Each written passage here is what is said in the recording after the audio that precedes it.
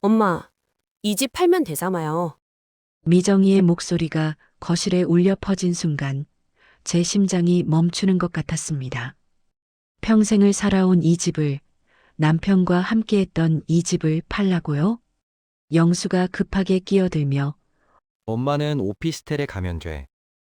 라는 말이 귀에 꽂혔습니다. 평생 자식을 위해 살았는데 자식들은 제 집까지 빼앗으려 하고 있었습니다. 도대체 이 사람들이 정말 제가 낳은 자식들일까요? 새벽 5시 저는 또 잠에서 깼습니다.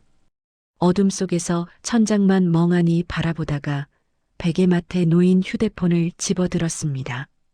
화면을 켜자 아무 알림도 없는 시계만 밝게 빛나고 있었습니다. 저는 휴대폰을 다시 내려놓고 천천히 몸을 일으켰습니다. 무릎이 욱신거렸지만 이제는 익숙한 통증이었습니다. 거실로 나가자 텅 빈 식탁 위로 희미한 가로등 불빛이 들어와 있었습니다. 저는 식탁 의자에 앉아서 창밖을 내다봤습니다.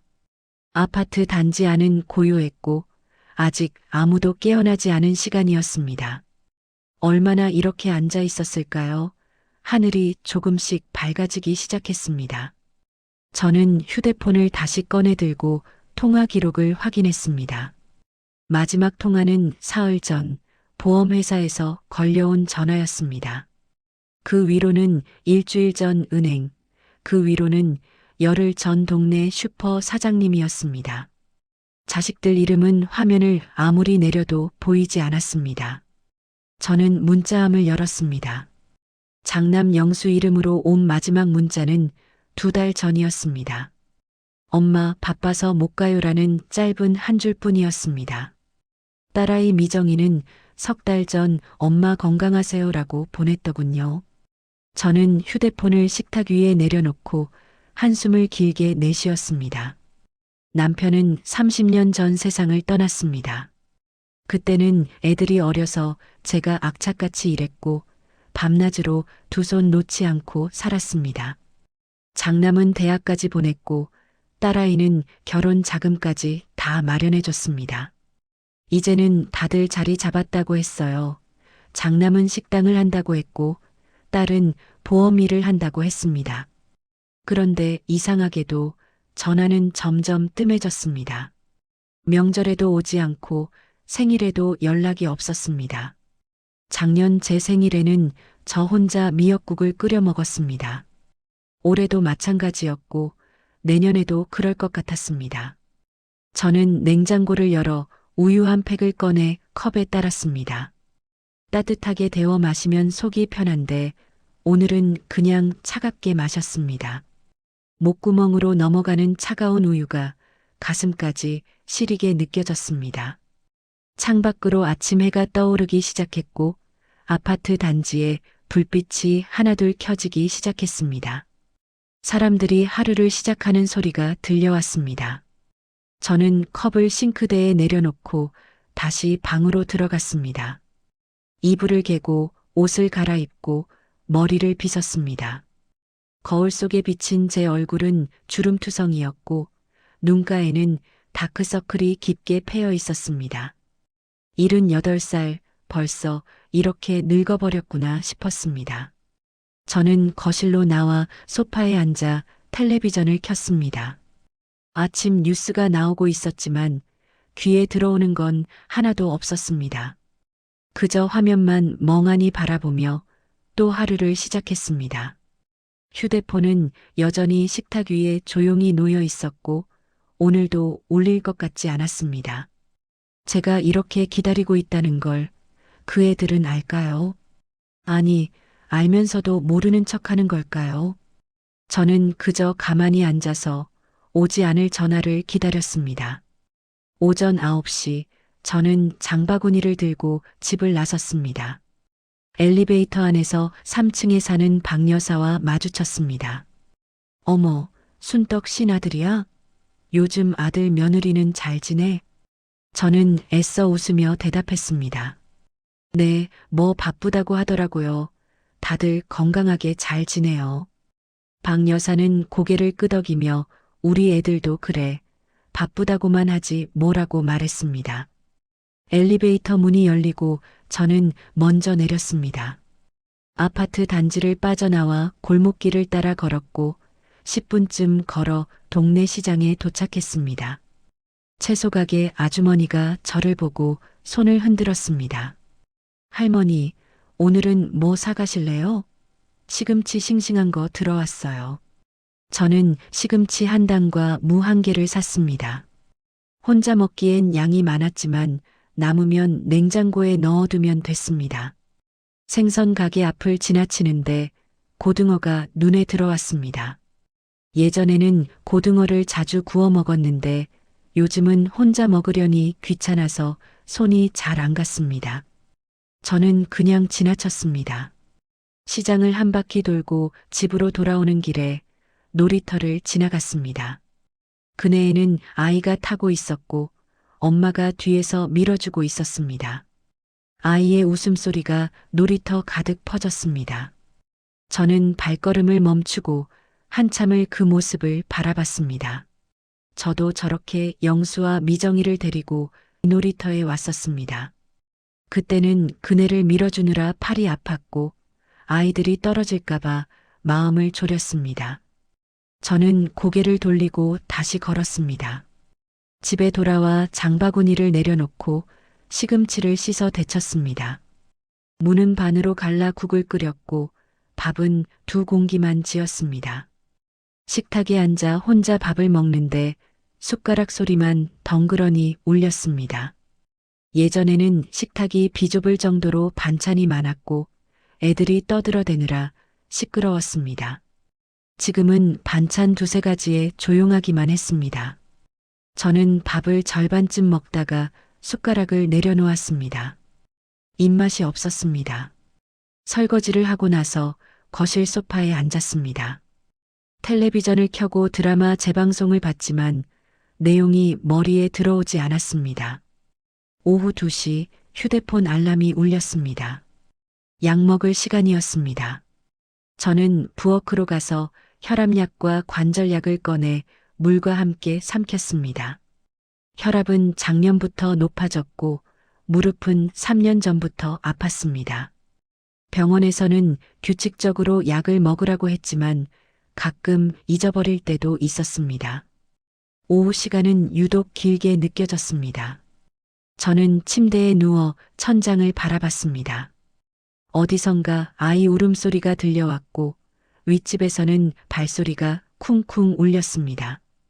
저는 눈을 감았습니다. 잠이 올 것 같지 않았지만 그래도 눈을 감고 가만히 누워 있었습니다. 저녁 6시쯤 눈을 떴습니다.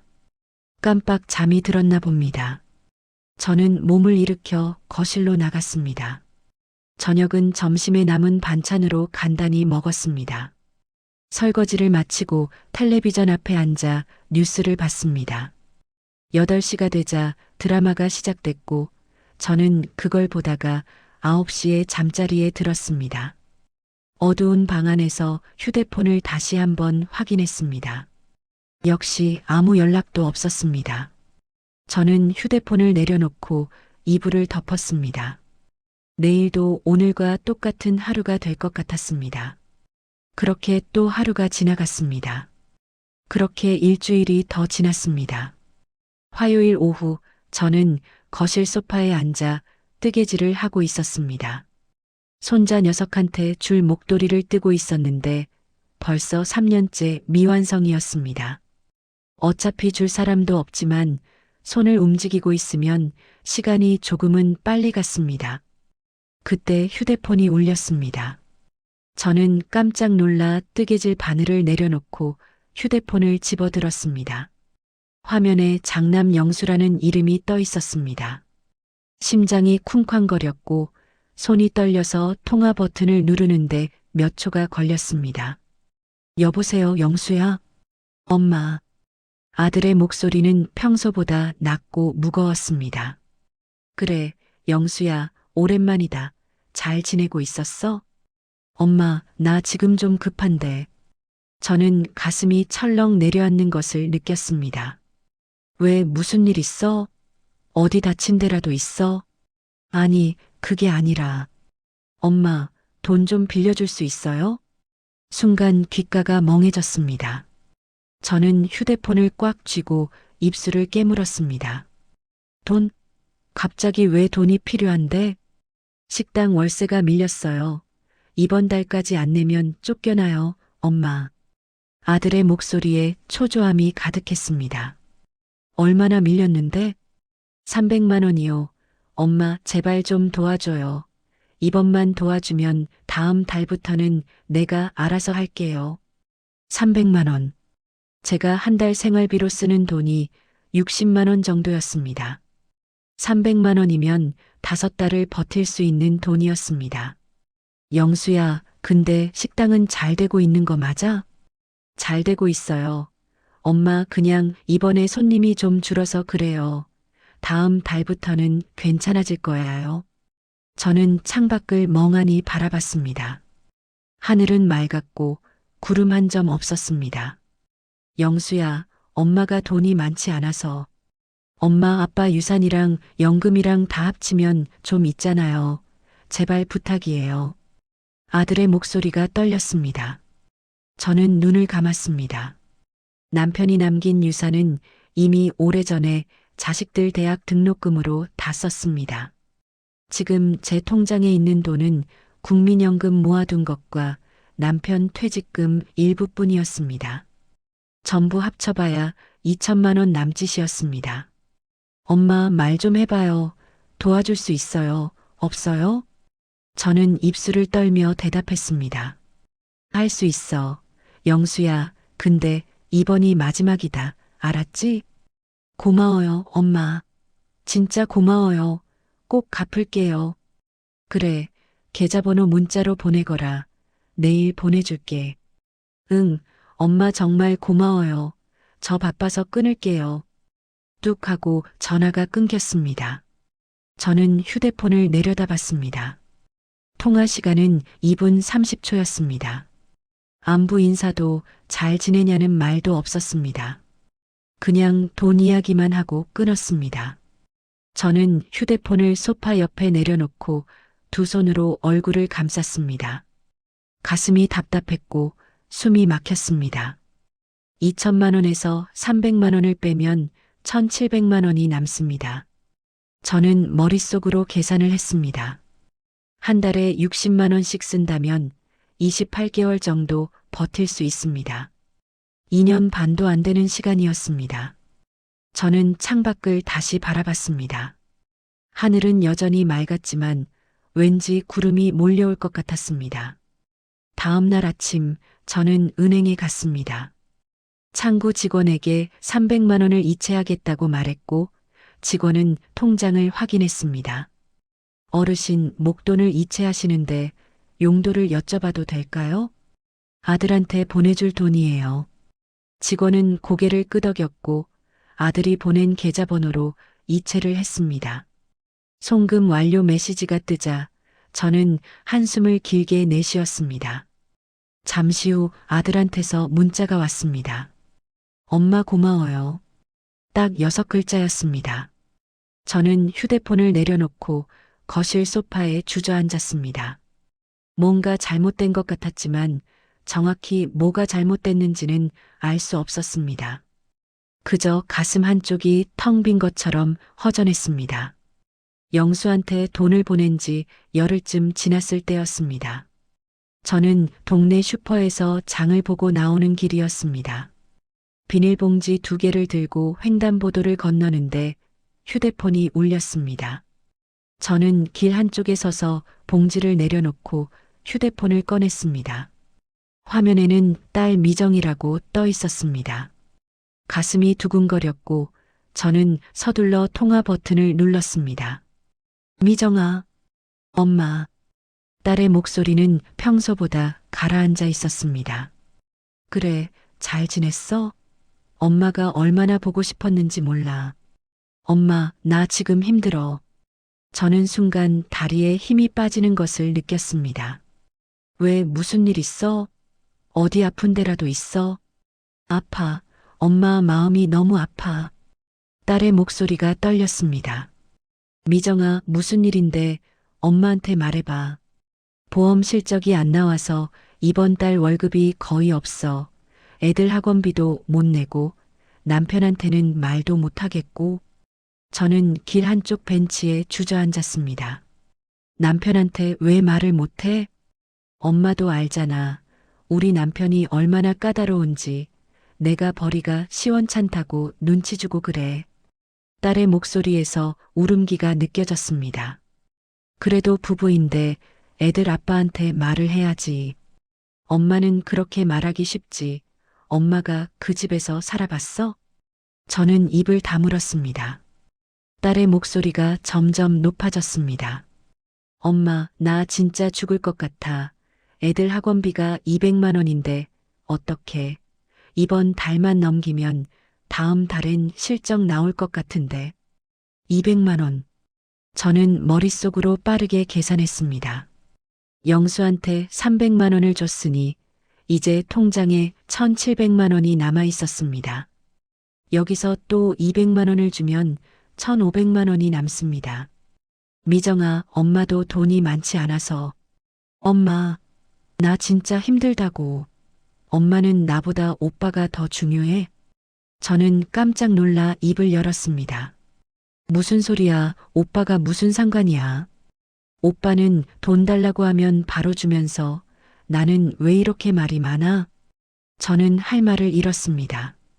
영수한테 돈 보낸 걸 미정이가 어떻게 알았을까요? 미정아, 그게 아니라. 엄마, 나 정말 죽고 싶어. 애들 얼굴 볼 면목이 없어. 학원비 못 낸다고 하면 애들이 얼마나 실망하겠어. 딸의 목소리가 흐느끼기 시작했습니다. 저는 가슴이 찢어지는 것 같았습니다. 울지 마, 미정아. 엄마가 도와줄게. 진짜? 엄마, 정말? 딸의 목소리가 갑자기 밝아졌습니다.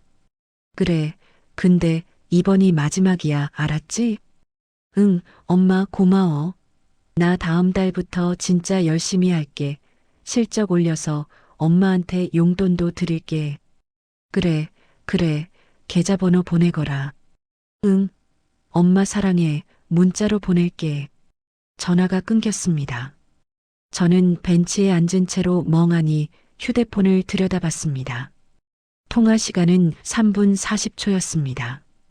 역시 안부는 없었습니다. 저는 한참을 그렇게 앉아 있다가 무거운 몸을 일으켜 집으로 돌아왔습니다. 다음 날 저는 또 은행에 갔습니다. 창구 직원이 저를 보더니 어르신 또 오셨네요 라고 말했습니다. 네, 이번엔 200만 원 이체할게요. 직원은 잠시 망설이더니 조심스럽게 물었습니다. 혹시 금융 사기는 아니시죠? 요즘 어르신들 대상으로 보이스피싱이 많아서요. 저는 고개를 저었습니다. 아니에요. 딸한테 줄 돈이에요. 직원은 안도한 표정을 지었고 딸의 계좌로 200만 원을 이체했습니다. 잠시 후 딸한테서 문자가 왔습니다. 엄마 고마워요. 사랑해요. 하트 이모티콘까지 붙어 있었습니다. 저는 휴대폰을 내려놓고 통장을 꺼내 들었습니다. 잔액은 1,500만 원이었습니다. 불과 열흘 사이에 500만 원이 사라졌습니다. 저는 통장을 덮고 서랍 깊숙이 넣어버렸습니다. 가슴이 답답했고 머리가 지끈거렸습니다. 이게 맞는 걸까요? 제가 뭔가 잘못하고 있는 걸까요? 저는 알 수가 없었습니다. 그저 자식들이 힘들다는데 엄마로서 도와주는 게 당연한 거 아닌가 싶었습니다. 하지만 왠지 모르게 뭔가 잘못 돌아가고 있다는 느낌이 들었습니다. 저는 소파에 앉아 창밖을 바라봤습니다. 하늘에 먹구름이 잔뜩 끼어 있었습니다. 그날 밤 저는 잠을 이룰 수 없었습니다. 침대에 누워 천장을 바라보며 머릿속으로 계속 계산을 했습니다. 1,500만 원이 남았고 한 달에 60만 원씩 쓰면 25개월을 버틸 수 있습니다. 2년 남짓입니다. 그 후에는 어떻게 살아야 할까요? 저는 눈을 감았습니다. 하지만 잠은 오지 않았습니다. 새벽 4시쯤 저는 일어나 거실로 나갔습니다. 부엌에서 물을 한 잔 마시고 창밖을 내다봤습니다. 아직 어두웠고 가로등 불빛만 희미하게 빛나고 있었습니다. 저는 식탁에 앉아 한숨을 길게 내쉬었습니다. 그래도 괜찮아 라고 속으로 되뇌었습니다. 자식들이 힘들 때 엄마가 도와주는 게 당연한 거 아니겠어요. 저는 스스로에게 말했습니다. 영수도 식당 운영이 쉽지 않을 거고 미정이도 보험일이 힘들 겁니다. 애들도 다 자기 인생이 있고 바쁜 거죠. 연락을 자주 못하는 게 섭섭하긴 해도 이해해야 합니다. 저는 고개를 끄덕였습니다. 부모는 원래 그런 거니까요. 자식 뒷바라지 하다가 늙고 자식들이 잘 사는 걸 보면서 행복해하는 게 부모 아니겠습니까? 저는 그렇게 생각하려고 애썼습니다. 아침이 되고 저는 평소처럼 시장에 갔습니다. 채소 가게 아주머니가 저를 보고 말을 걸었습니다. 할머니, 요즘 안색이 안 좋으신데 어디 편찮으세요? 저는 손을 저었습니다. 아니에요. 그냥 잠을 좀 못 잤어요. 혹시 무슨 걱정거리라도 있으세요? 저는 잠시 망설이다가 대답했습니다. 아니, 별거 아니에요. 자식들 일 때문에 좀. 아주머니는 고개를 끄덕였습니다. 아이고, 자식 걱정은 끝이 없죠. 그래도 할머니는 좋으시겠어요. 자식들이 다 잘 크고. 저는 억지로 웃으며 고개를 끄덕였습니다. 그러게요, 감사하죠. 집으로 돌아오는 길에 저는 계속 생각했습니다. 맞아요, 감사해야 합니다. 자식들이 건강하게 살아있고 각자 일을 하고 있으니 그것만으로도 감사한 일입니다. 제가 도와줄 수 있을 때 도와주는 게 당연한 거죠. 나중에 제가 늙어서 아프면 그때 애들이 저를 챙겨줄 겁니다. 저는 그렇게 믿었습니다. 오후에 이웃 정아 씨가 집에 들렀습니다. 언니, 나 김치 좀 담갔는데 나눠 먹으려고 왔어요. 저는 문을 열어주고 정아를 거실로 안내했습니다. 정아는 제 얼굴을 보더니 걱정스러운 표정을 지었습니다. 언니, 요즘 많이 힘들어 보이시는데 괜찮으세요? 저는 차를 내오며 대답했습니다. 괜찮아. 그냥 잠을 좀 못 자서. 혹시 애들 때문에 걱정되시는 거 아니에요? 저는 손을 멈추고 정아를 바라봤습니다. 그게 요즘 애들이 좀 힘들 때 돈이 필요하다고 해서 좀 보태줬어. 정아는 한숨을 쉬었습니다. 언니, 애들한테 너무 많이 주지 마세요. 나중에 언니 쓸 돈이 없으면 어떡해요? 괜찮아. 나야 많이 필요한 것도 아니고 애들이 힘들 때 도와주는 게 부모 도리 아니겠어. 정아는 고개를 저었습니다. 그래도 한도가 있어야죠. 애들이 자꾸 손을 벌리면 끝이 없어요. 저는 차를 한 모금 마셨습니다. 우리 애들은 그런 애들이 아니야. 정말 급할 때만 그러는 거야. 정아는 더 이상 말하지 않았습니다. 하지만 그 표정이 뭔가 걱정스러워 보였습니다. 정아가 돌아가고 저는 혼자 거실에 앉아 있었습니다. 정아 말이 맞을까요? 제가 너무 많이 주는 걸까요? 아니에요. 그럴 리 없습니다. 자식들이 힘들 때 엄마가 도와주는 게 뭐가 잘못됐어요. 저는 고개를 저었습니다. 정아는 자식이 없으니까 모르는 겁니다. 부모 마음이 어떤지 모르는 거죠. 저는 그렇게 스스로를 다독였습니다. 하지만 마음 한구석이 계속 불편했습니다. 밤이 되고 저는 또 잠을 이루지 못했습니다. 천장을 바라보며 머릿속으로 통장 잔액을 떠올렸습니다. 1,500만 원. 한 달에 60만 원씩 쓰면 2년 남짓. 그 후에는 저는 생각을 멈췄습니다. 그때 가서 생각하면 되죠. 지금은 자식들이 우선입니다. 저는 눈을 감고 깊은 숨을 쉬었습니다. 부모니까요. 부모니까 당연한 겁니다.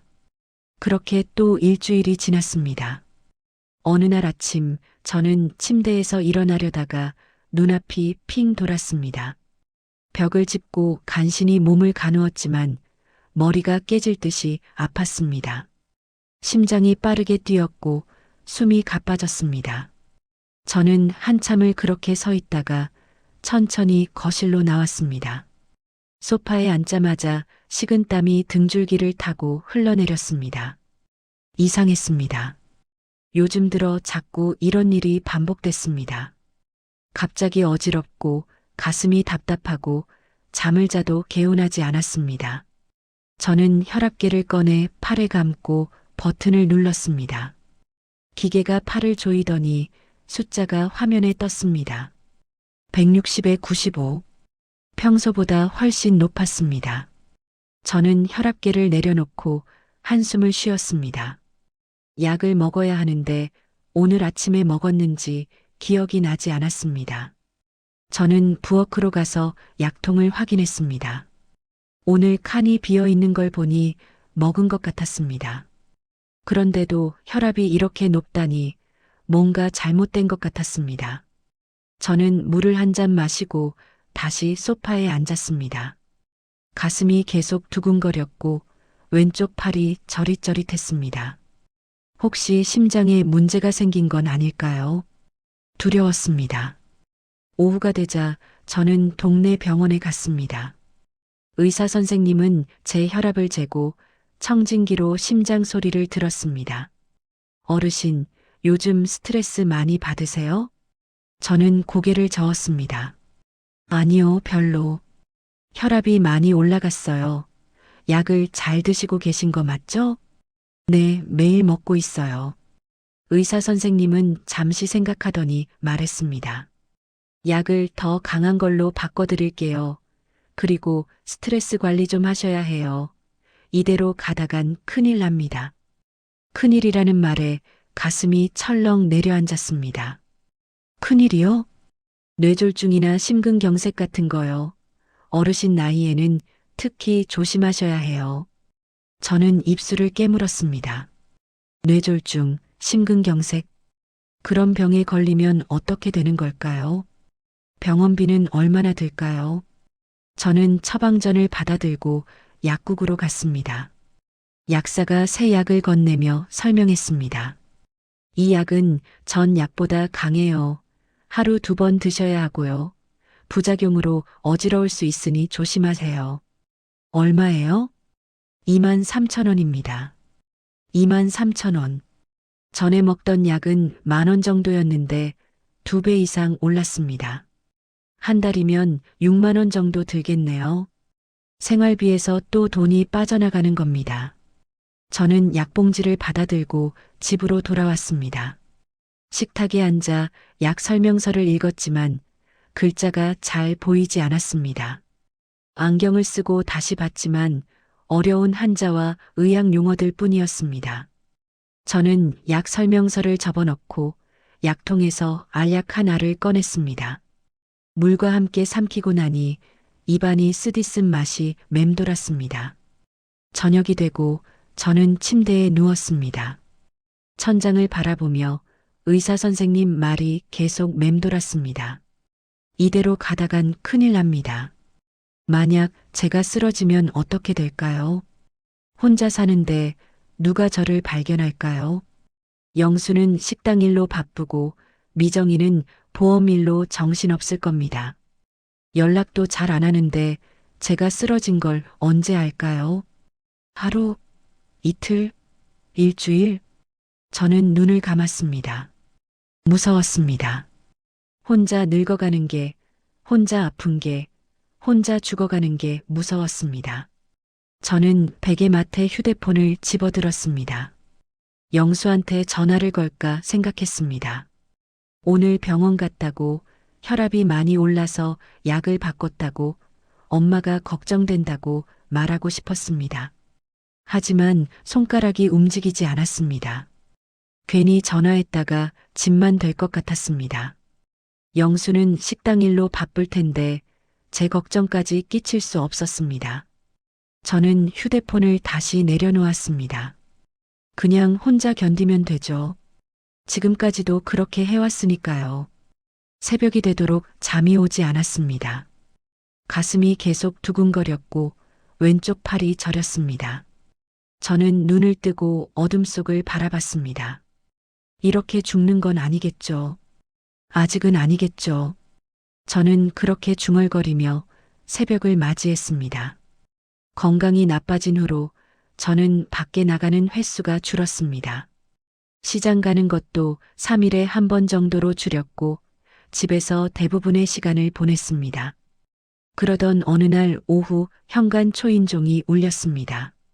문을 열자 정화가 반찬통을 들고 서 있었습니다.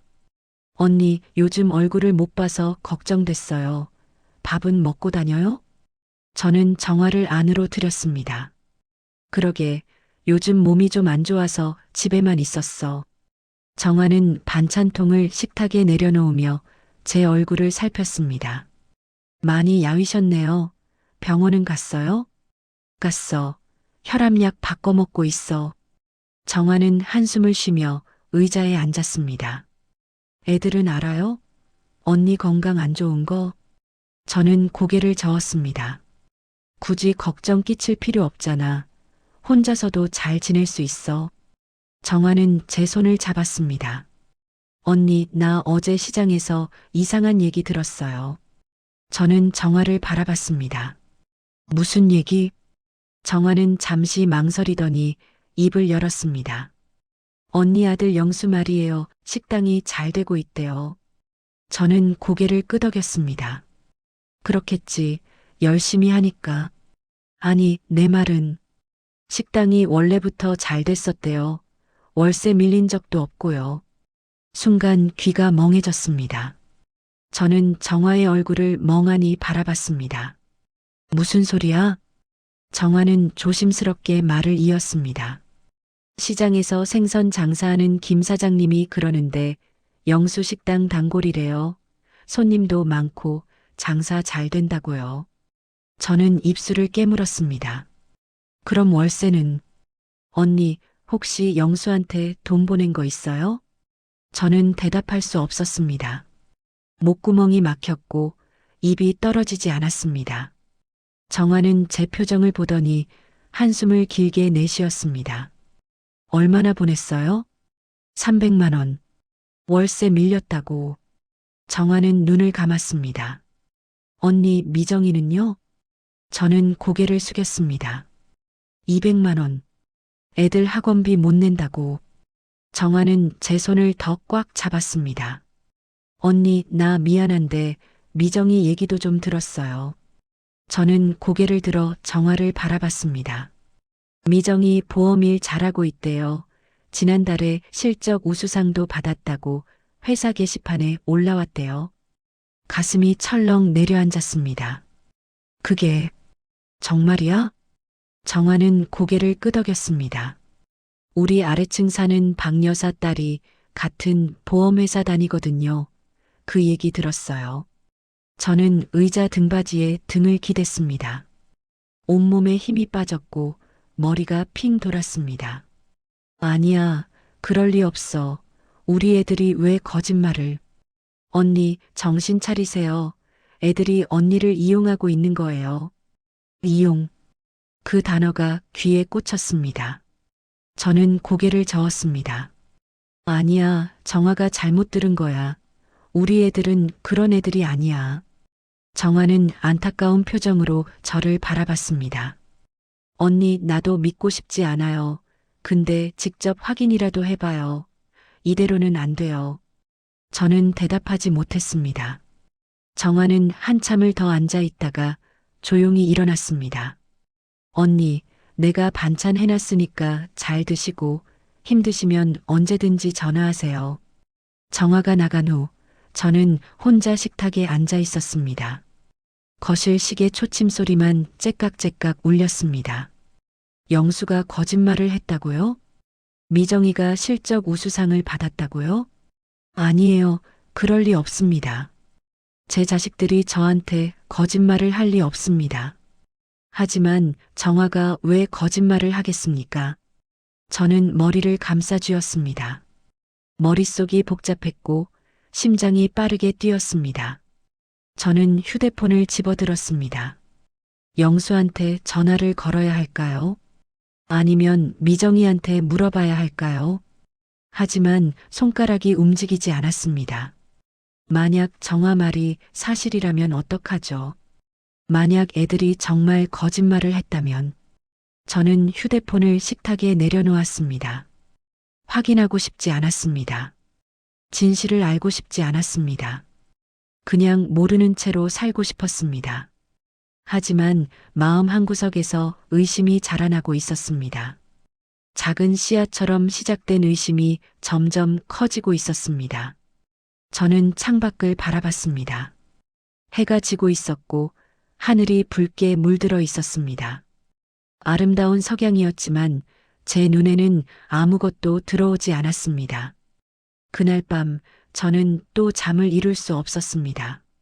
정화가 간 후 사흘 동안 저는 아무것도 하지 못했습니다. 밥도 제대로 먹지 못했고 잠도 오지 않았습니다. 머릿속에는 정화의 말이 계속 맴돌았습니다. 식당이 잘 되고 있대요. 월세 밀린 적도 없고 미정이 지난달에 실적 우수상 받았대요. 저는 확인해야 한다고 생각했습니다. 직접 눈으로 보지 않으면 믿을 수 없었습니다. 금요일 오후 저는 외출 준비를 했습니다.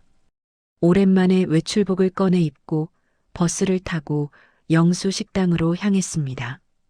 버스를 타고 가는 동안 가슴이 계속 두근거렸습니다. 영수 식당은 번화가 골목 안쪽에 있었습니다. 저는 골목 입구에서 잠시 멈춰 섰습니다. 식당 간판이 보였고 그 아래로 손님들이 들어가는 모습이 보였습니다.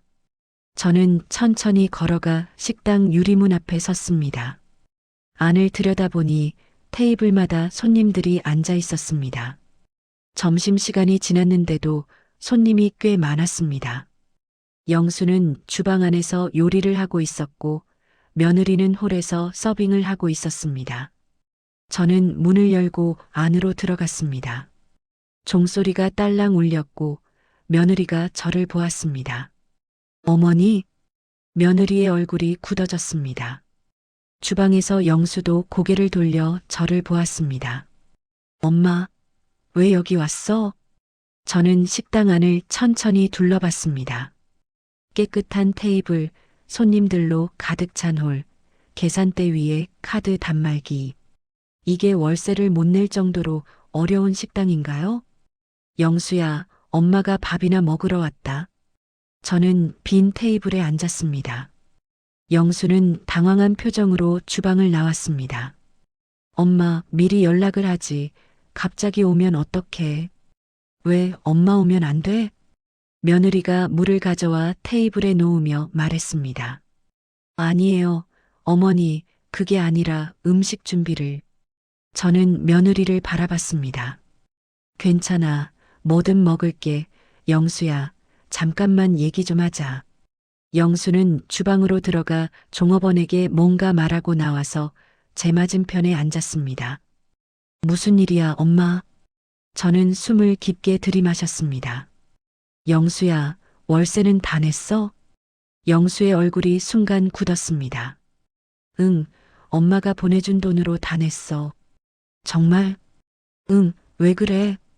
저는 식당 안을 다시 한번 둘러봤습니다. 손님이 많네.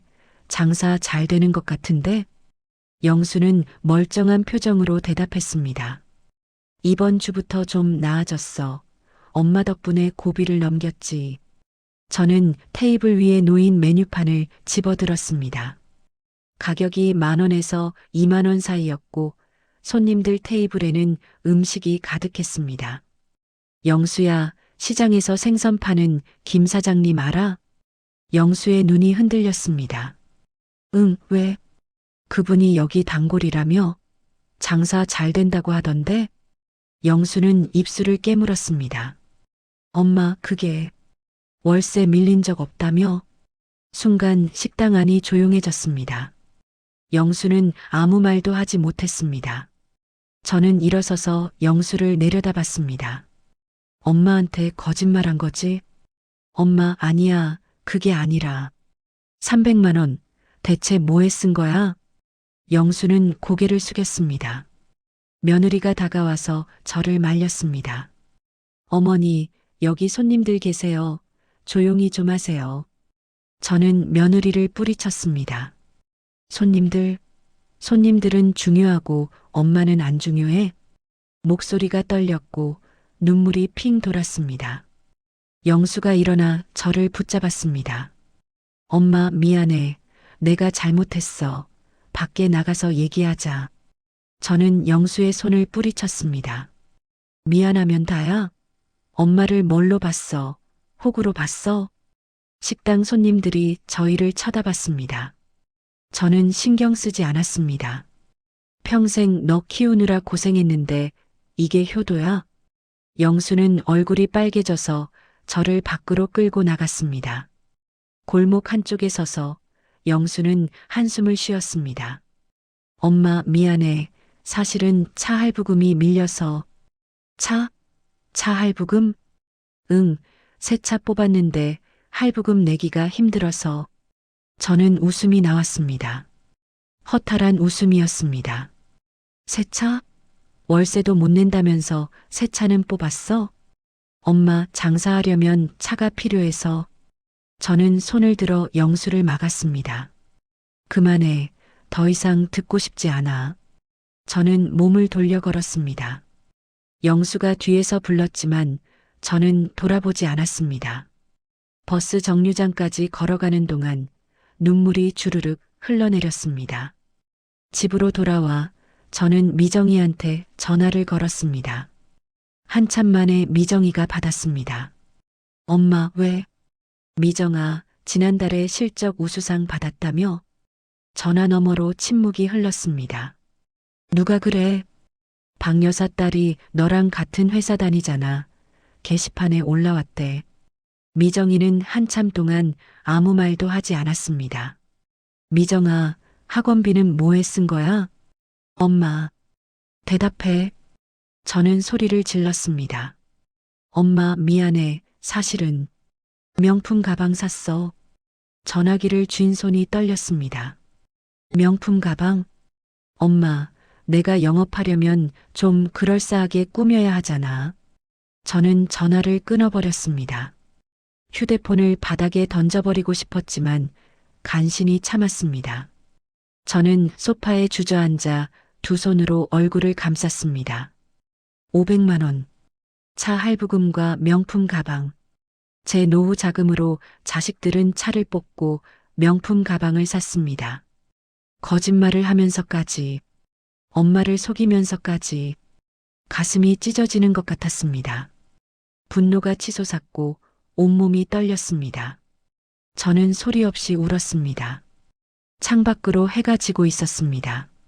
하지만 제 마음속에는 더 깊은 어둠이 내리고 있었습니다. 그날 밤 저는 잠들 수 없었습니다. 침대에 누워 천장을 바라보며 과거가 주마등처럼 스쳐 지나갔습니다. 30년 전 남편이 세상을 떠난 날이 떠올랐습니다. 영수는 19이었고 미정이는 15이었습니다. 장례식장에서 울고 있는 애들을 보며 저는 다짐했습니다. 이 애들만큼은 제대로 키워야겠다고, 아빠 없어도 부족함 없이 살게 해줘야겠다고. 저는 눈을 감았습니다. 그날 이후 저는 새벽 5시에 일어나 애들 아침밥을 준비해 놓고 동네 식당으로 나가 청소와 설거지 일을 시작했습니다. 기름때가 눌러붙은 냄비를 닦으며 오전 10시까지 일했습니다. 집에 돌아오면 빨래를 돌리고 청소를 하고 저녁 반찬을 미리 만들어 냉장고에 넣어뒀습니다. 오후에는 아파트 계단 청소 일을 했고 저녁에는 마트에서 진열 일을 했습니다. 하루 3군데를 돌며 일했고 집에 돌아오면 밤 11시가 넘었습니다. 그렇게 1년, 2년, 3년을 버티기 시작했습니다. 영수가 대학 다닐 때 등록금이 300만 원씩이었습니다. 저는 돈을 마련하기 위해 대출을 받았고 갚는데 10년이 걸렸습니다. 영수가 대학 다닐 때 용돈이 부족하다고 전화하면 저는 제 식비를 줄여서 보냈습니다. 라면으로 끼니를 때우고 옷은 몇 년째 같은 걸 입었습니다. 미정이가 결혼할 때 결혼 자금으로 2천만 원을 줬습니다. 그 돈은 남편 퇴직금에서 나온 거였고 제 노후를 위해 모아둔 돈이었습니다. 하지만 딸아이 결혼하는데 빈손으로 보낼 수 없었습니다. 엄마 고마워요. 엄마 은혜 평생 잊지 않을게요. 미정이가 그렇게 말했던 게 기억났습니다. 저는 이불을 걷어차고 일어나 거실로 나갔습니다. 서랍을 열어 오래된 앨범을 꺼냈습니다. 앨범을 넘기자 낡은 사진들이 나왔습니다. 영수가 초등학교 입학하던 날 사진이었습니다. 새 교복을 입고 웃고 있는 영수의 모습이 보였습니다. 그 교복을 사느라 한 달 동안 고깃국 한 번 못 먹었던 게 기억났습니다. 미정이가 피아노 학원 다니던 사진도 있었습니다. 피아노 앞에 앉아 즐거워하는 미정이의 얼굴이 환했습니다. 그 학원비를 내느라 저는 겨울에도 얇은 외투를 입고 다녔습니다. 저는 앨범을 덮고 소파에 주저앉았습니다. 가슴이 미어졌고 눈물이 쏟아졌습니다. 제가 평생 뭘 한 걸까요? 무엇을 위해 그렇게 악착같이 살아온 걸까요? 자식들은 저를 호구로 받고 거짓말로 돈을 뜯어갔습니다. 차 할부금, 명품 가방. 제 노후 자금이 그렇게 사라졌습니다. 저는 소파 쿠션을 움켜쥐고 울었습니다. 소리내어 울고 싶었지만 이웃들이 들을까봐 입을 막고 울었습니다. 얼마나 울었을까요? 눈이 부어서 앞이 잘 보이지 않았습니다. 저는 화장실로 가서 찬물로 얼굴을 씻었습니다. 거울 속 제 모습은 초라했습니다. 주름 가득한 얼굴, 힘없이 늘어진 어깨, 생기 없는 눈동자. 이게 평생 자식 위에 살아온 어머니의 모습인가요? 저는 거울을 보며 중얼거렸습니다. 김순덕, 넌 바보야, 정말 바보야. 다음 날 아침 영수한테서 전화가 왔습니다. 저는 전화를 받지 않았습니다. 오후에 미정이한테서도 전화가 왔습니다. 역시 받지 않았습니다. 문자도 여러 통 왔지만 읽지 않았습니다. 저는 그냥 소파에 앉아 창밖만 바라봤습니다. 이틀째 되는 날 영수가 집에 찾아왔습니다. 초인종을 누르며 엄마 나야 문 열어줘라고 말했습니다. 저는 문을 열지 않았습니다. 엄마 내가 잘못했어. 미안해. 제발 문 좀 열어줘. 영수는 한참을 문 앞에서 기다렸지만 저는 끝까지 문을 열지 않았습니다. 결국 영수는 돌아갔습니다. 그날 저녁 미정이한테서 긴 문자가 왔습니다. 엄마 미안해요. 제가 정말 잘못했어요. 명품 가방은 반품할게요. 엄마 용서해 주세요. 저는 문자를 읽고 휴대폰을 내려놓았습니다. 반품? 이미 쓴 돈을 어떻게 반품합니까? 그리고 반품한다고 해서 제 마음의 상처가 아물까요? 저는 거실 불을 끄고 침대에 누웠습니다. 어둠 속에서 과거가 또다시 떠올랐습니다. 영수가 열이 나서 병원에 갔던 날 진료비가 없어서 제 금반지를 팔았던 일, 미정이가 수학여행 가고 싶다고 했을 때 이웃집에서 돈을 빌렸던 일, 영수가 군대 갔을 때 매달 편지를 쓰고 용돈을 붙였던 일, 미정이가 첫 직장 다닐 때 출퇴근 옷을 사주느라 제 옷은 사지 못했던 일, 그 모든 순간들이 스쳐 지나갔습니다. 저는 그 모든 순간 행복했습니다. 힘들었지만 자식들을 위한 일이니까 기뻤습니다. 언젠가 애들이 커서 저를 챙겨줄 거라고 믿었습니다. 하지만 지금은 어떻습니까? 돈이 필요할 때만 연락하고 거짓말로 속이고 엄마를 호구로 여깁니다. 저는 이불을 머리까지 뒤집어 쓰고 다시 울었습니다. 울고 또 울었습니다. 눈물이 마를 때까지, 목이 쉴 때까지 울었습니다. 그리고 깨달았습니다.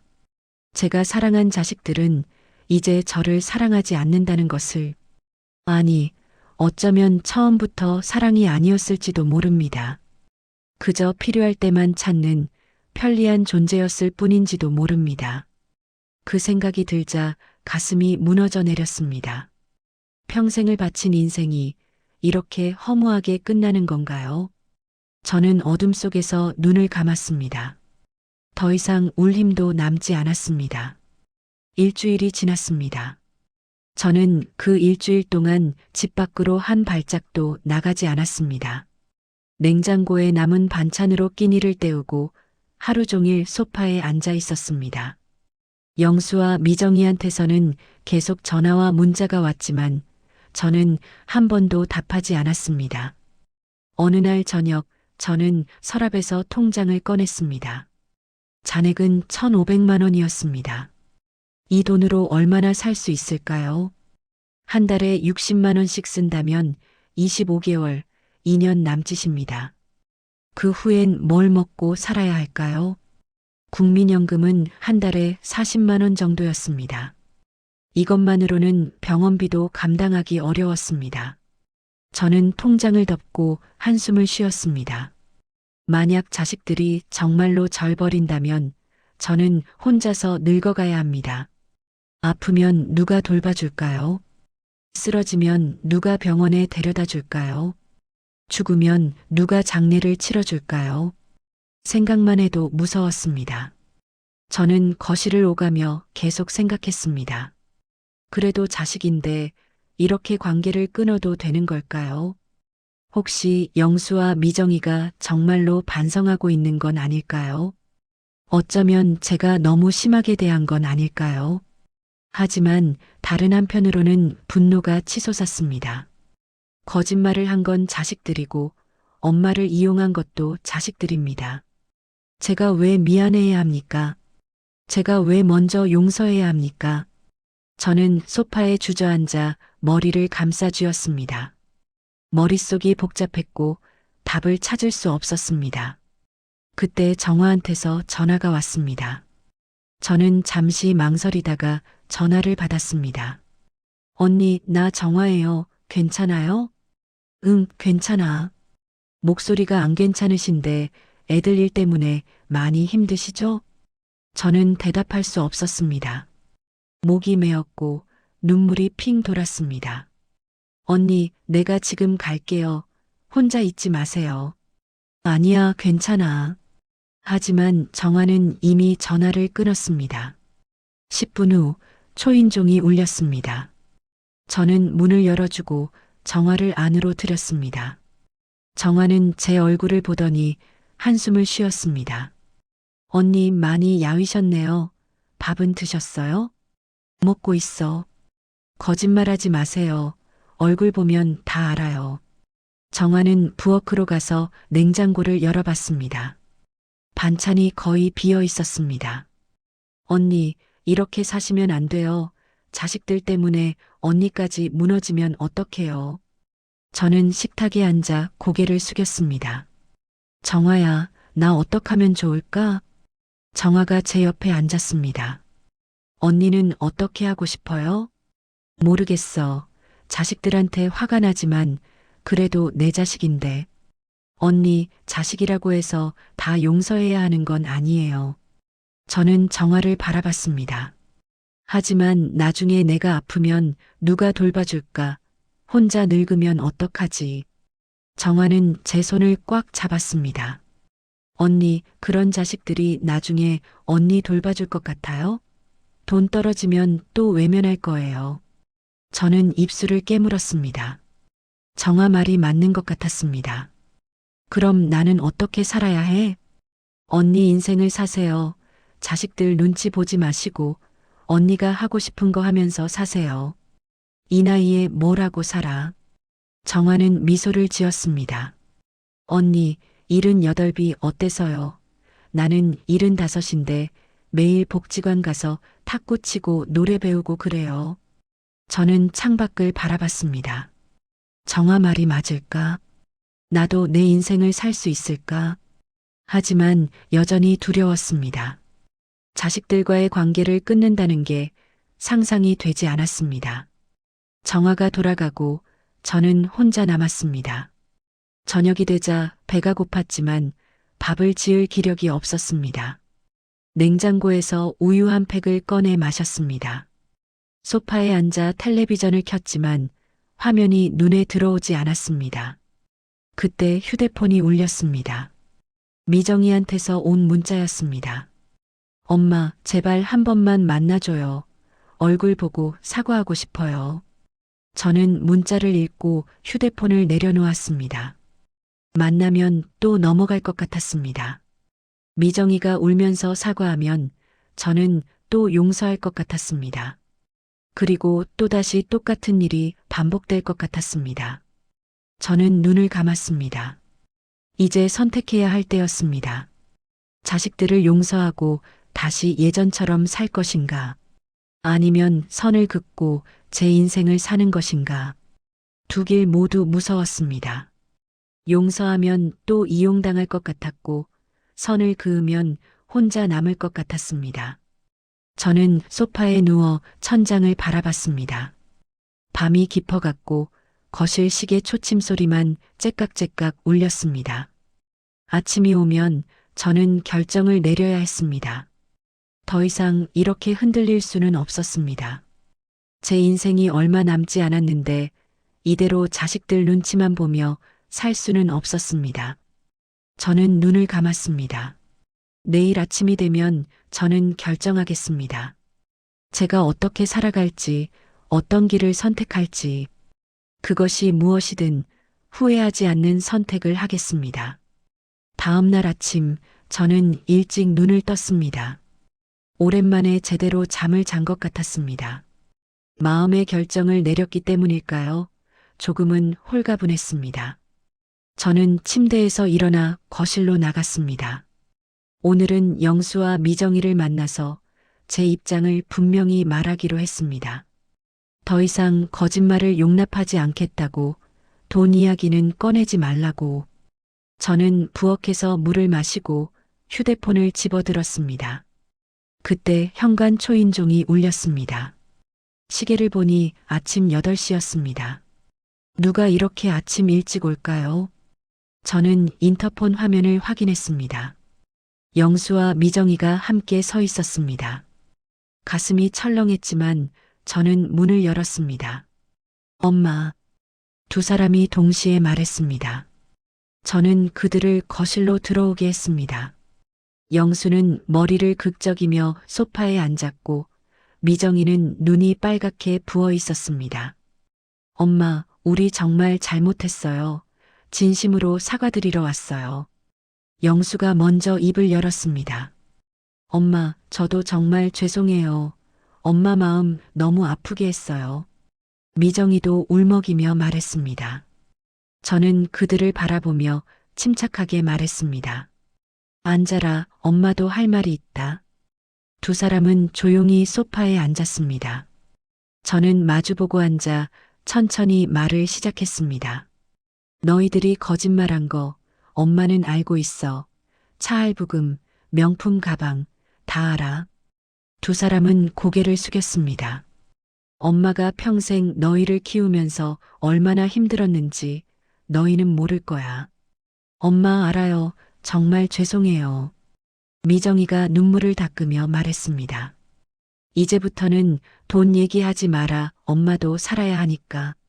저는 단호하게 말했습니다. 영수와 미정이는 서로 눈빛을 주고받았습니다.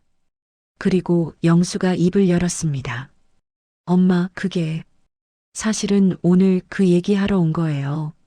저는 눈살을 찌푸렸습니다. 무슨 얘기? 영수는 잠시 망설이다가 말했습니다. 엄마, 식당 자리 임대인이 자리를 내놓으려 해요. 우리한테 먼저 살 기회를 준대요. 그게 나랑 무슨 상관이야? 엄마, 자리 사면 월세를 안 내잖아요. 저는 허탈한 웃음이 나왔습니다. 얼마인데? 3억이요. 3억? 제 통장에 있는 돈의 20배가 넘는 금액이었습니다. 너희들 미쳤어? 엄마한테 3억이 어디 있어? 미정이가 끼어들었습니다. 엄마, 이 집이 있잖아. 이 집 팔면 되잖아. 순간 귀를 의심했습니다. 뭐라고? 엄마, 이 집 팔면 5억은 나올걸? 그럼 오빠 가게 사고도 돈이 남잖아요. 저는 일어섰습니다. 온몸이 떨렸고 목소리가 떨렸습니다. 너희들, 엄마 집까지 팔라고? 영수가 급히 말했습니다. 엄마 가게 사면 월세도 안 나가고 제가 좋으면 엄마도 좋은 거잖아요. 그럼 엄마는 어디서 살라고? 미정이가 조심스럽게 말했습니다. 엄마, 우리 집에 오면 되잖아요. 방도 하나 비어 있고. 저는 미정이를 노려봤습니다. 내 집? 내 남편이 장모랑 산다고 했어? 미정이는 대답하지 못했습니다. 영수가 다시 끼어들었습니다. 엄마 아니면 오피스텔 하나 얻어드릴게. 작지만 엄마 혼자 살기엔 충분해요. 저는 두 사람을 번갈아 보았습니다. 믿을 수가 없었습니다. 제 집을 평생 살아온 이 집을 팔아서 오빠 사업 자금을 대라고요? 그리고 저는 작은 오피스텔에 가서 살라고요? 너희들 정말로 그러자고 엄마한테 온 거야? 두 사람은 아무 말도 하지 못했습니다. 저는 소파에 주저앉았습니다. 가슴이 무너지는 것 같았습니다. 어제까지만 해도 망설였습니다. 자식들을 용서해야 하나, 선을 그어야 하나. 하지만 지금은 명확했습니다. 이 사람들은 제 자식이 아니었습니다.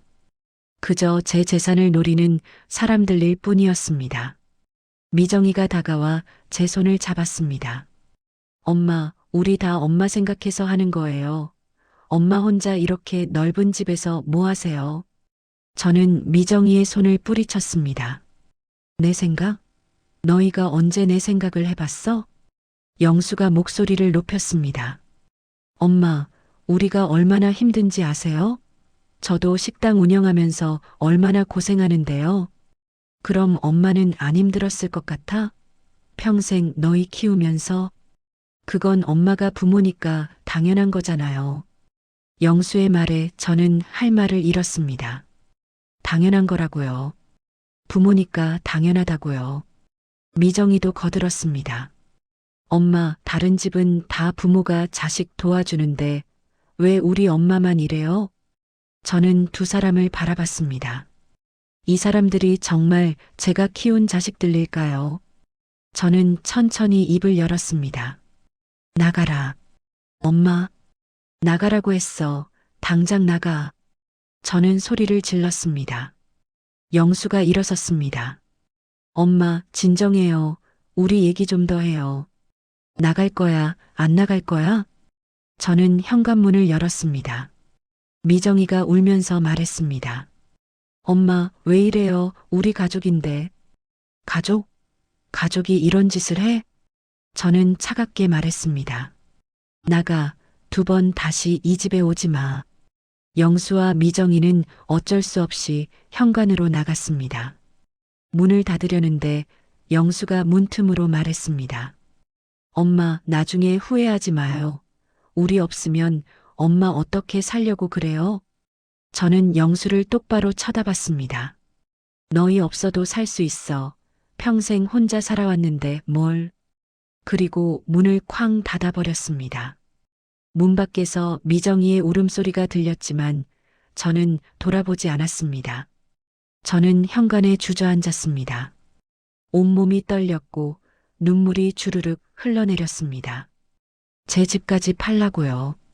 평생 모아서 산 이 집을, 남편과 함께 살던 이 집을, 자식들은 그것마저 빼앗으려 했습니다. 저는 바닥에 주저앉아 한참을 울었습니다. 이제 돌아갈 수 없다는 걸 알았습니다. 용서도 화해도 예전 관계로 돌아가는 것도 불가능하다는 걸 깨달았습니다. 이제 저는 혼자입니다. 자식들과의 인연은 여기서 끝입니다. 자식들을 내쫓은 그날 밤 저는 소파에 앉아 멍하니 있었습니다. 온몸의 기운이 빠져나간 것 같았고 아무것도 하고 싶지 않았습니다.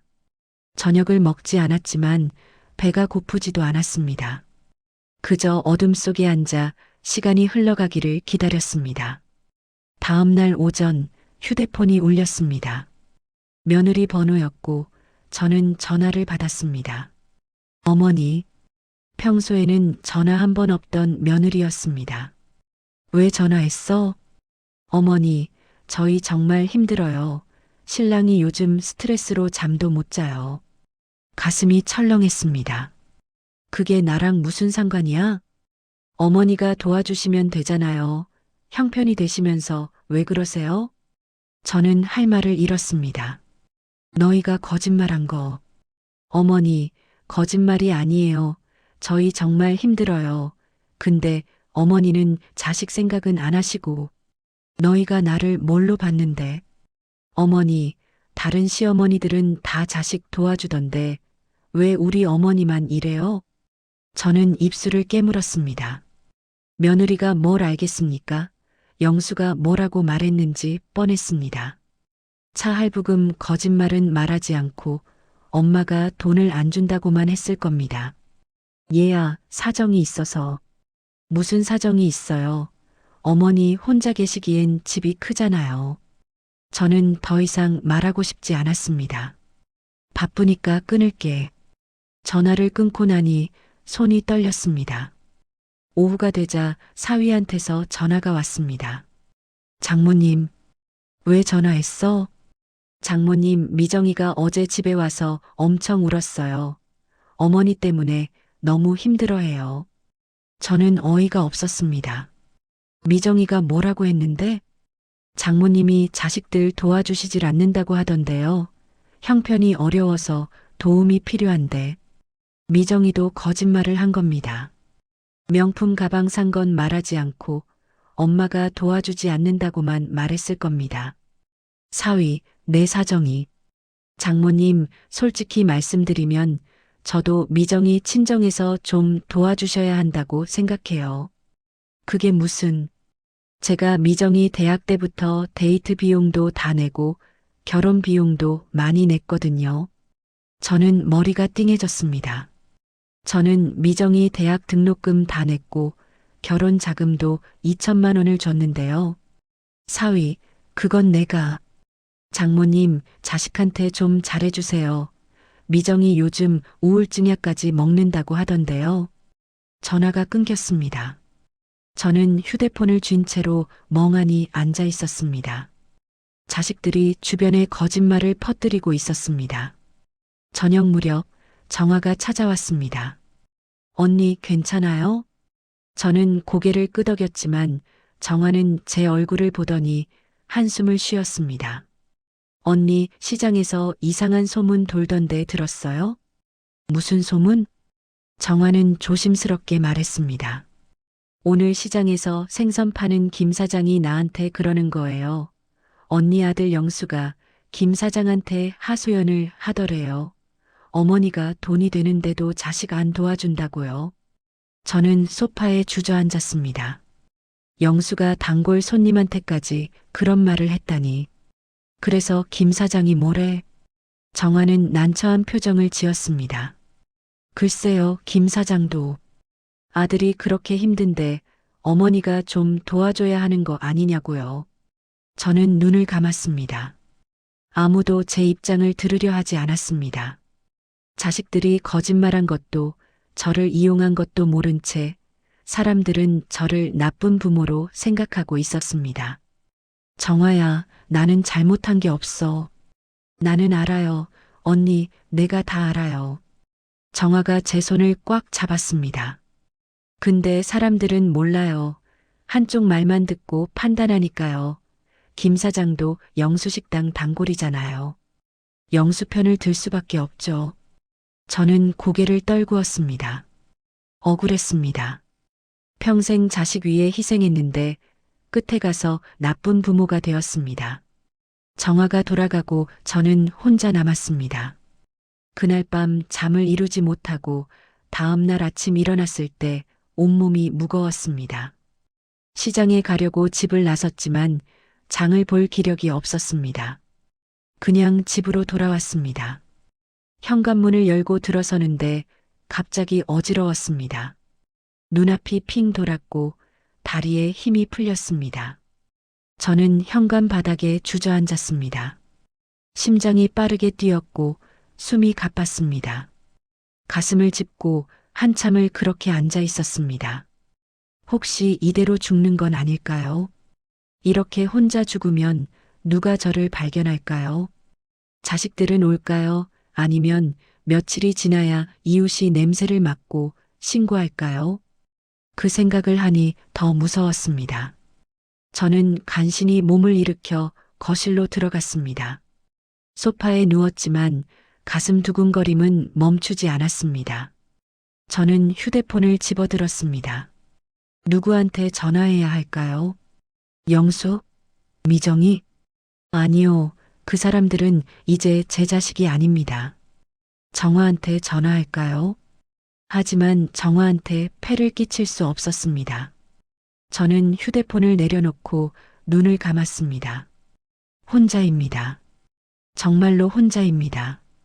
세상에 저를 걱정해주는 사람이 아무도 없습니다.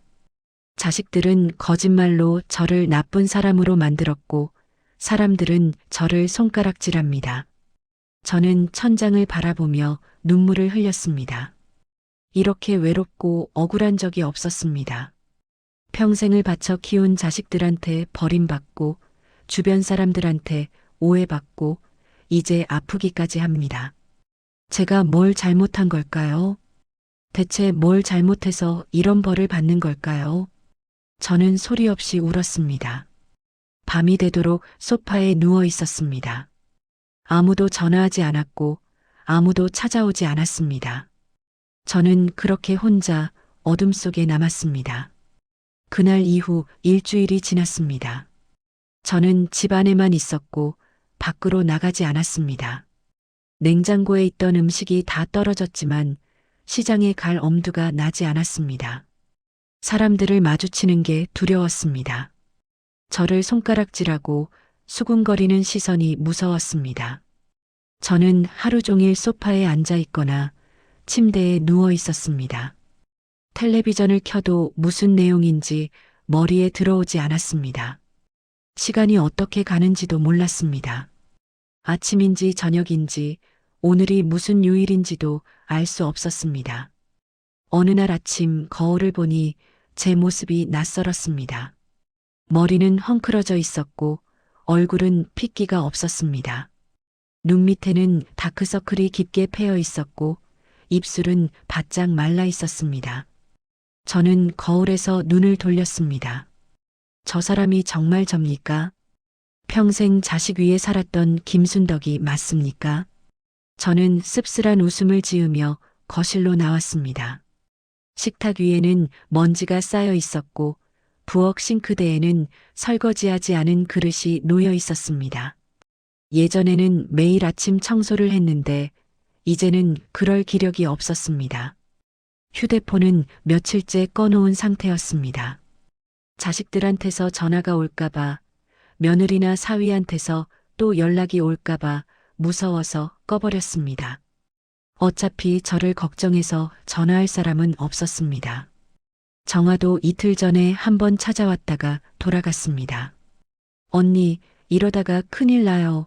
밥이라도 드셔야죠.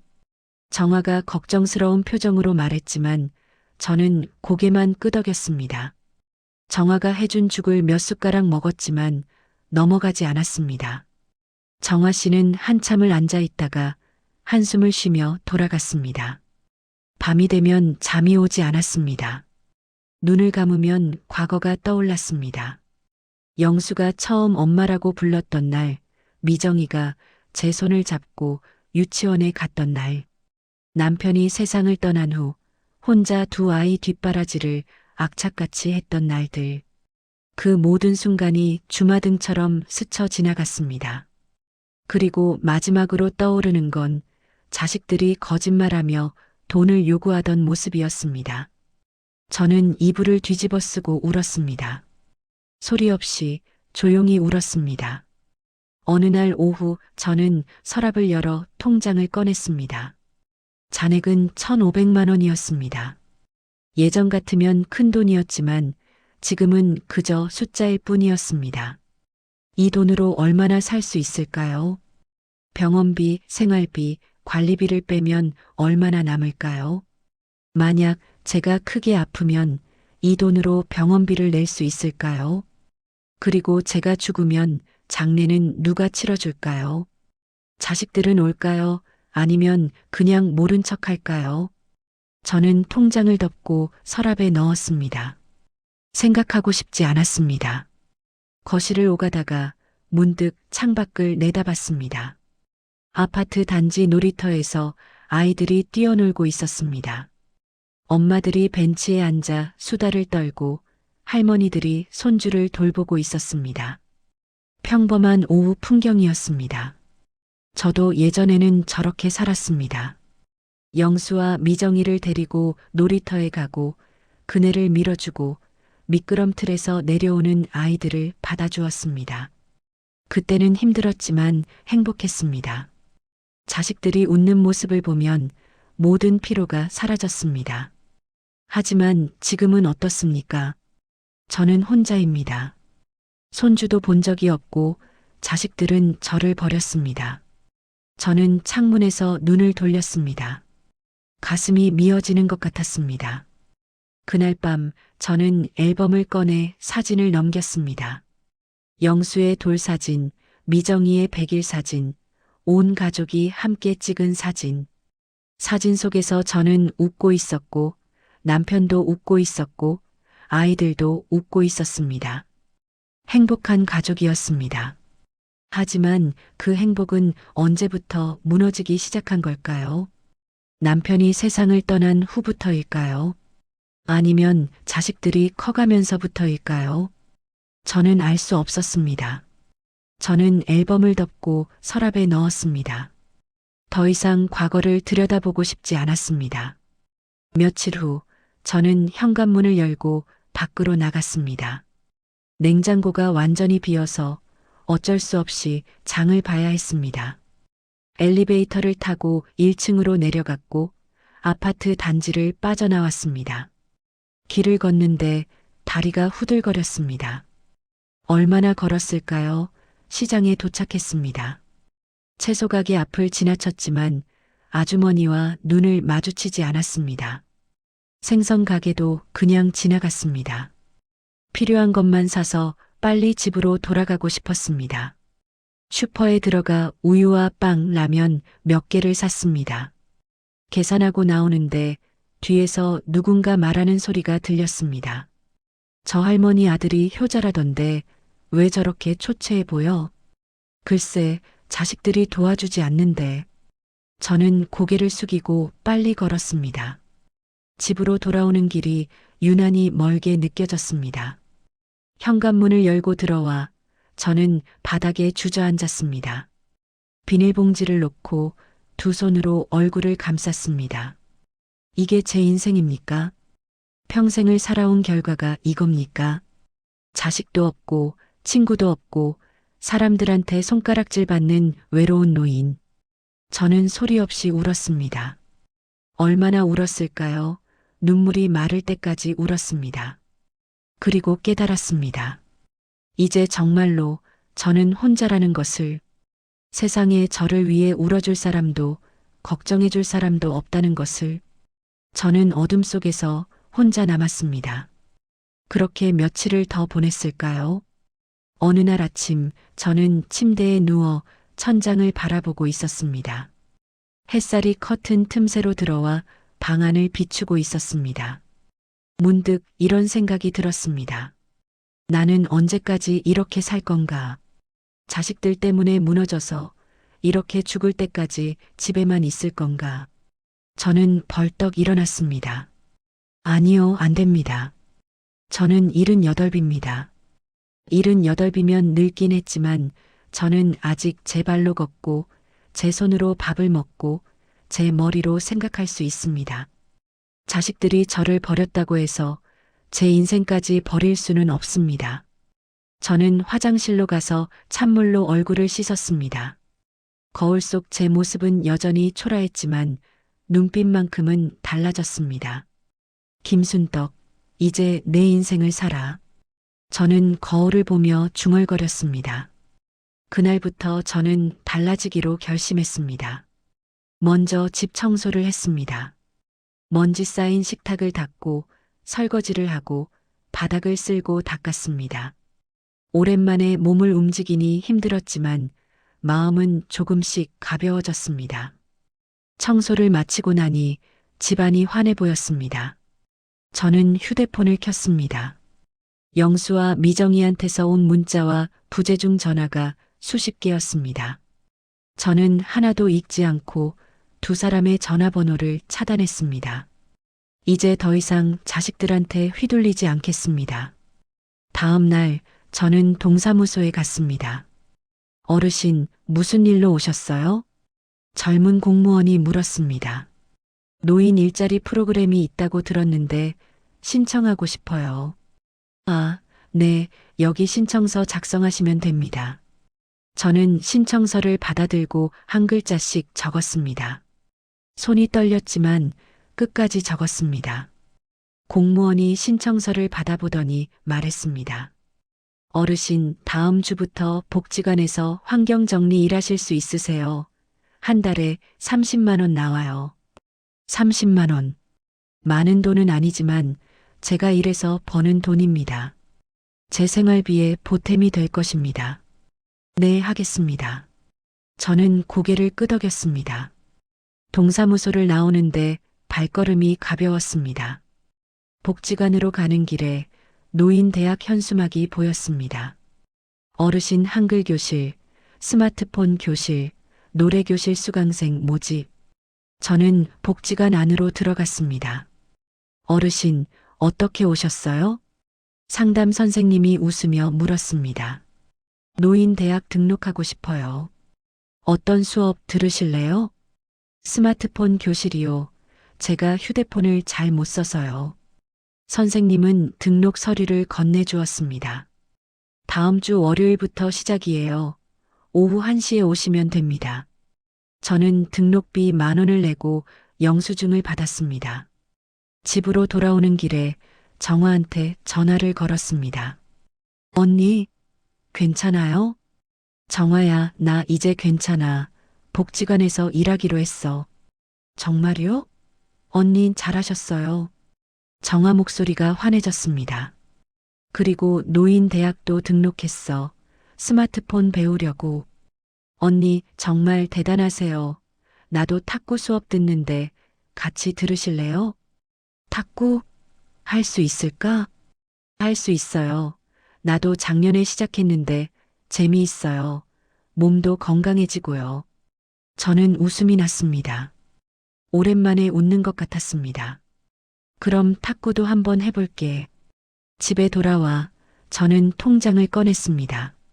1,500만 원. 저는 계획을 세우기 시작했습니다. 노인 일자리에서 한 달에 30만 원이 나오면 생활비는 그걸로 쓸 수 있습니다. 국민연금 40만 원은 따로 모아두고 병원비나 급한 일에 쓰면 됩니다. 통장에 있는 1,500만 원은 건드리지 않고 나중을 위해 아껴둡니다. 만약 제가 크게 아프면 그 돈으로 병원비를 내고 죽을 때가 되면 장례비로 쓰면 됩니다. 자식들한테 손 벌리지 않아도 됩니다. 저는 통장을 덮고 서랍에 넣었습니다. 마음이 홀가분했습니다. 다음 주 월요일 저는 아침 일찍 일어나 준비를 했습니다. 오랜만에 깔끔하게 옷을 입고 머리도 빗었습니다. 거울을 보니 조금은 사람 같아 보였습니다. 복지관에 도착하니 비슷한 나이 또래 어르신들이 모여 있었습니다. 안녕하세요. 저는 인사를 했습니다. 어머, 새로 오신 분이네요. 반가워요. 한 할머니가 웃으며 손을 흔들었습니다. 환경정리 일은 생각보다 어렵지 않았습니다. 복지관 복도와 화장실을 청소하고 쓰레기를 분리수거하는 일이었습니다. 오전 9시부터 12시까지 3시간 일했습니다. 힘들었지만 일을 하고 나니 뿌듯했습니다. 오후에는 스마트폰 교실에 갔습니다. 선생님이 천천히 가르쳐 주었고 저는 열심히 따라했습니다. 사진 찍는 법, 문자 보내는 법, 인터넷 검색하는 법을 배웠습니다. 어르신 잘하시네요. 선생님이 칭찬해 주었습니다. 칭찬을 들으니 기분이 좋았습니다. 얼마 만에 듣는 칭찬인지 모르겠습니다. 수업이 끝나고 정아와 함께 탁구장으로 갔습니다. 언니 라켓 이렇게 잡으시고 공을 치시는 거예요. 정아가 시범을 보여주었습니다. 저는 어설프게 따라했지만 공은 엉뚱한 곳으로 날아갔습니다. 괜찮아요. 처음엔 다 그래요. 계속하시다 보면 잘하시게 돼요. 정아가 격려해 주었습니다. 1시간 동안 땀을 흘리며 탁구를 쳤습니다. 집으로 돌아오는 길에 몸은 피곤했지만 마음은 가벼웠습니다. 오랜만에 사람들과 이야기하고 웃고 운동했습니다. 자식들 생각은 한 번도 하지 않았습니다. 그날 밤 저는 일기장을 꺼냈습니다. 30년 전 남편이 세상을 떠난 후로 쓰지 않았던 일기장이었습니다. 저는 펜을 들고 적었습니다. 오늘부터 나는 나를 위해 산다. 자식들은 자식들 인생이 있고 나는 내 인생이 있다. 나는 더 이상 자식들 눈치 보지 않는다. 나는 내가 하고 싶은 일을 하고 내가 만나고 싶은 사람을 만난다. 나는 당당하게 산다. 저는 일기장을 덮고 서랍에 넣었습니다. 창밖을 보니 달이 밝게 떠 있었습니다. 예전에는 달을 보면 쓸쓸했는데 오늘은 달랐습니다. 달이 아름다워 보였습니다. 일주일 후 영수가 집 앞에 나타났습니다. 초인종을 누르며 엄마 저예요. 문 열어주세요라고 말했습니다. 저는 인터폰 화면으로 영수를 봤지만 문을 열지 않았습니다. 엄마 제발 얘기 좀 해요. 영수는 한참을 문 앞에서 기다렸습니다. 저는 소파에 앉아 책을 읽었습니다. 복지관 도서관에서 빌린 책이었습니다. 영수는 결국 돌아갔습니다. 며칠 후 미정이한테서 문자가 왔습니다. 번호를 바꿔서 보낸 문자였습니다. 엄마, 제발 한 번만 만나요. 사과할게요. 저는 문자를 읽고 삭제했습니다. 그리고 그 번호도 차단했습니다. 사과는 필요 없습니다. 이미 끝났습니다. 한 달이 지나고 저는 첫 월급을 받았습니다. 30만 원이 통장에 들어왔습니다. 적은 돈이지만 제가 일해서 번 돈이라 뿌듯했습니다. 저는 그 돈으로 정아와 밥을 먹으러 갔습니다. 언니, 완전히 달라지셨어요. 얼굴에 생기가 도세요. 정아가 웃으며 말했습니다. 정아 덕분이야. 무슨 소리예요? 언니가 용기 내신 거죠. 우리는 삼겹살을 구워 먹으며 이야기를 나누었습니다. 예전에는 항상 자식 걱정뿐이었는데 지금은 달랐습니다. 복지관 친구들 이야기, 탁구 이야기, 다음에 배우고 싶은 것들 이야기를 했습니다. 집으로 돌아오는 길에 저는 하늘을 올려다봤습니다. 별이 총총히 떠 있었습니다. 저는 깊은 숨을 들이마셨습니다. 공기가 맑았고 바람이 시원했습니다. 제가 살아있다는 게 느껴졌습니다. 78배의 김순덕이 아직 살아있고 앞으로도 살아갈 것입니다. 자식들 없이도 혼자서도 당당하게 살아갈 것입니다. 저는 집으로 들어가며 미소를 지었습니다. 이제 시작입니다. 제 인생의 새로운 시작입니다. 그렇게 석 달이 지났습니다. 지금은 오전 8시입니다. 저는 복지관으로 가기 위해 현관문을 나섰습니다. 엘리베이터를 타고 내려가는데 3층 박 여사와 마주쳤습니다. 어머, 순떡 씨, 요즘 얼굴 좋아 보이시네요. 박 여사가 웃으며 말했습니다. 그래요? 감사합니다. 저는 담담하게 대답했습니다. 예전 같으면 박 여사가 저를 어떻게 생각하는지 신경 썼겠지만 이제는 아무렇지도 않았습니다. 복지관에 도착하니 환경정리팀 어르신들이 모여 있었습니다. 순떡 씨, 오늘도 왔네. 최 할머니가 손을 흔들었습니다. 네, 오늘도 열심히 일해야죠. 저는 미소를 지으며 대답했습니다. 3시간 동안 복도와 화장실을 청소했습니다. 땀이 났지만 기분이 좋았습니다. 일을 마치고 월급 명세서를 받았을 때의 뿌듯함은 자식들한테서는 절대 느낄 수 없었던 것이었습니다. 점심은 복지관 식당에서 먹었습니다.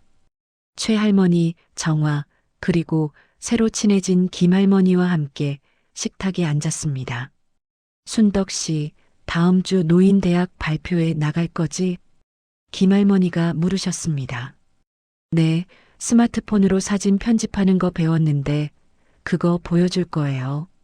와, 대단해. 나는 아직도 잘 못하는데. 우리는 웃으며 밥을 먹었습니다. 예전에는 식사 시간이 쓸쓸했는데 지금은 즐거웠습니다. 오후에는 탁구 수업이 있었습니다. 정아와 함께 탁구장으로 갔고 1시간 동안 땀을 흘렸습니다. 이제는 공을 제법 잘 받아칠 수 있었습니다. 언니, 실력 많이 늘었어요.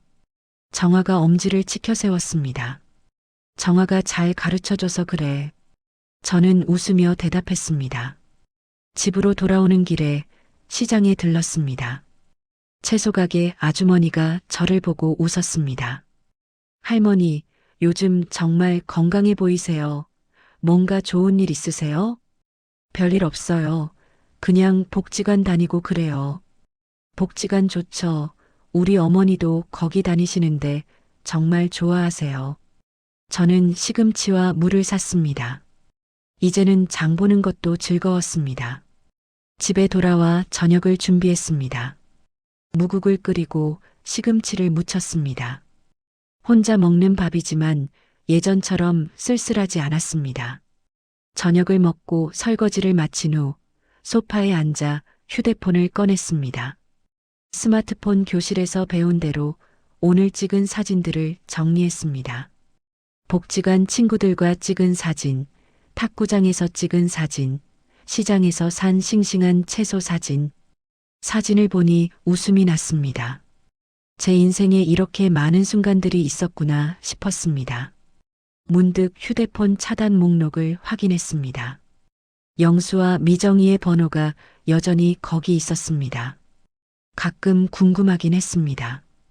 애들은 잘 지내고 있을까? 손주들은 건강할까? 하지만 차단을 풀 생각은 없었습니다. 제가 먼저 연락할 생각도 없었습니다.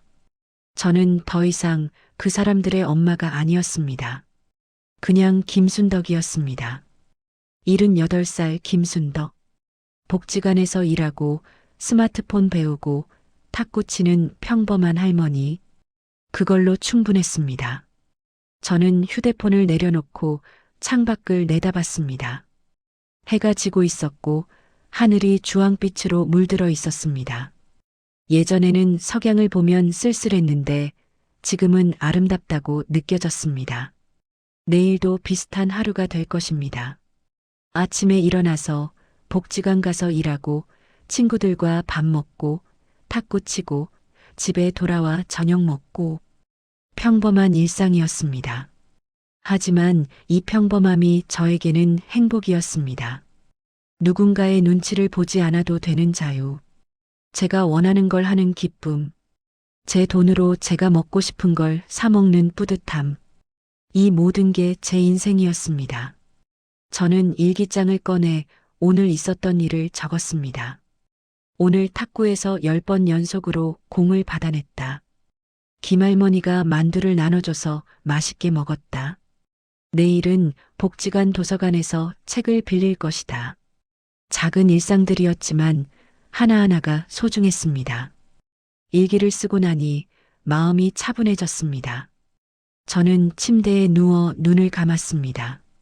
예전에는 잠들기 전에 자식들 생각에 눈물을 흘렸는데 지금은 아무 생각도 들지 않았습니다. 그저 오늘 하루가 감사했고 내일이 기대되었습니다. 창밖에서 바람 소리가 들렸고 달빛이 커튼 틈새로 들어왔습니다. 저는 편안하게 잠들었습니다. 78살 김순덕의 하루가 그렇게 끝났습니다. 그리고 내일 또 새로운 하루가 시작될 것입니다. 혼자지만 외롭지 않은, 가난하지만 부족하지 않은, 늙었지만 살아있는 하루가. 저는 이제 압니다. 인생은 언제든 다시 시작할 수 있다는 것을. 나이는 숫자일 뿐이고 중요한 건 어떻게 사느냐는 것을. 자식에게 버림받았다고 해서 제 인생까지 버릴 필요는 없다는 것을. 저는 당당하게 살 것입니다. 제가 원하는 방식으로, 제 속도로, 제 선택으로. 그리고 언젠가 이 삶이 끝날 때 저는 후회 없이 눈을 감을 수 있을 것입니다. 자식들을 위해 산 게 아니라 나를 위해 살았다고. 그것만으로 충분하다고. 이것이 제 이야기입니다. 78살 김순덕의 이야기.